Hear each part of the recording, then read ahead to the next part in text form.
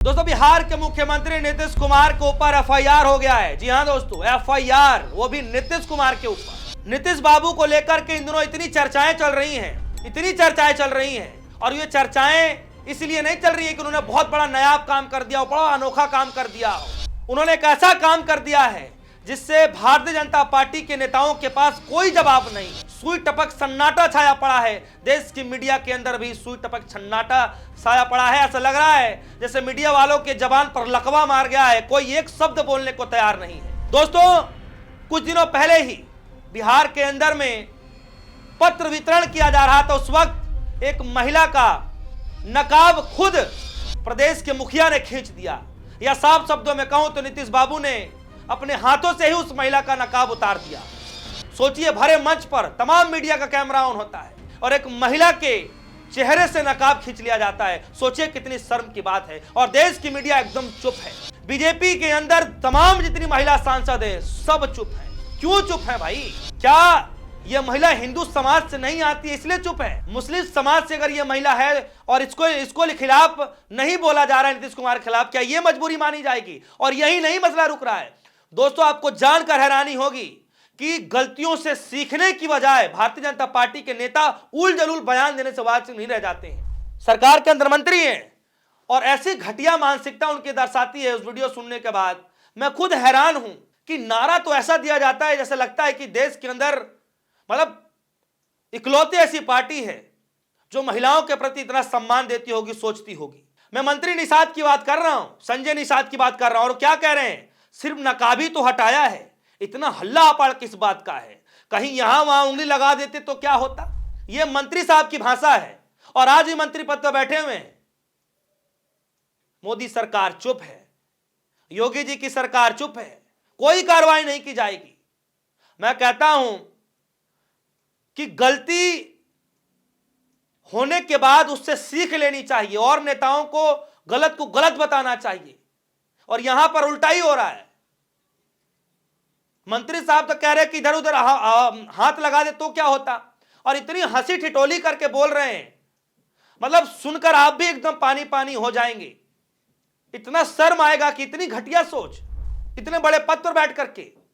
लेकिन सरकार कुछ नहीं करेगी, कुछ नहीं किया जाएगा, एक सवाल जवाब नहीं किया जाएगा, सुई टपक सन्नाटा हो जाएगा, गोदी मीडिया के मुंह पर ताला हो जाएगा। मैं तो यही पूछना चाहता हूं कि कम से कम पुरुष आवाज नहीं उठा पा रहे हैं। मैं अगर आपको हैरानी की बात बताऊं तो सोशल मीडिया प्लेटफॉर्म पर जितना पुरुष आवाज उठा रहे हैं इस घटना को लेकर के, बड़ी मीडिया में काम करने वाले जो महिला पत्रकार वो चुप है, बीजेपी पार्टी की जो महिला सांसद है वो चुप है, नेता सब चुप हैं, कोई नहीं बोल रहा इस मसले पर। और आज एफआईआर की खबर आ रही है। सबसे पहले मैं आपको बता दूं कि एफआईआर किसने कराई है, कहां से हुआ है, ये सब कुछ आपके सामने रख दूं। उसके बाद मैं आता हूं कि कांग्रेस पार्टी की जो प्रवक्ता हैं सुप्रिया सिनेत वो क्या कह रही हैं, उसके बाद इकरा हसन जी क्या कह रही हैं, महबूबा मुफ्ती की जो बेटी है वो क्या कह रही है, और खुद महबूबा मुफ्ती क्या कह रही है, सब कुछ आप सभी के सामने रखने जा रहा हूं। लेकिन उससे पहले मैं आपको बता दूं कि जो आज एफआईआर की गई है वो कहां पर हुआ है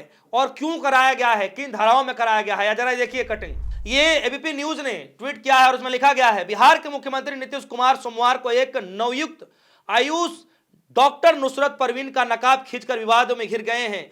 बेंगलुरु के वकील ओसवेज हुसैन एस ने बिहार के मुख्यमंत्री नवीन कुमार के खिलाफ जी हां दोस्तों, जीरो एफआईआर दर्ज किए जाने को लेकर वैधानिक कार्रवाई की मांग करते हुए शिकायत दर्ज कराई है।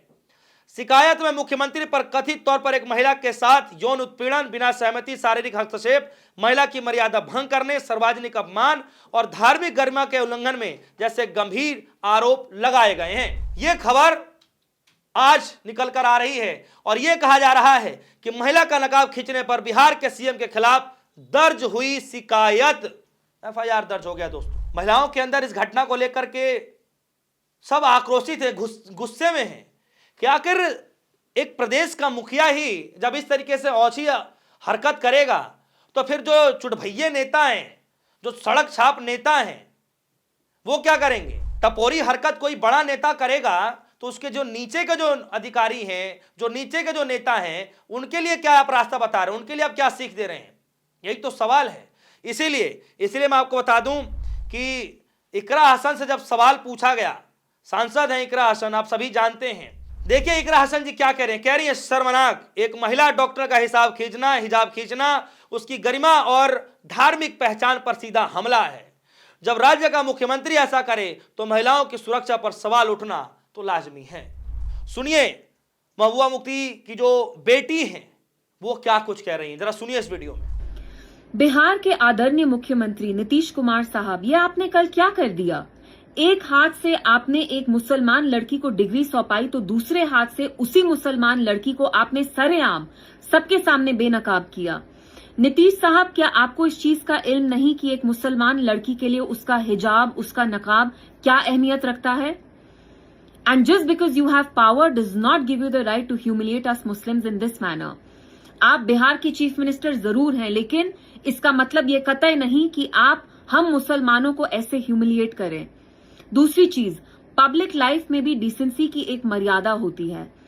And even as the chief minister Nitish sahab, आपको इस लाइन में ही रहना है, आप इस लाइन का उल्लंघन नहीं कर सकते हैं। इसलिए as a Muslim woman it is my heartfelt appeal to you कि प्लीज फिर से ऐसी हरकत रिपीट ना करें।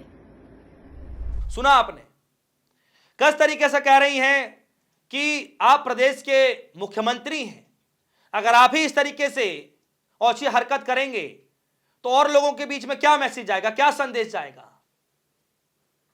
और यहां पे सबसे बड़ा सवाल यह है कि महिला है तो महिला है, चाहे हिंदू समाज से आए चाहे मुस्लिम समाज से आए।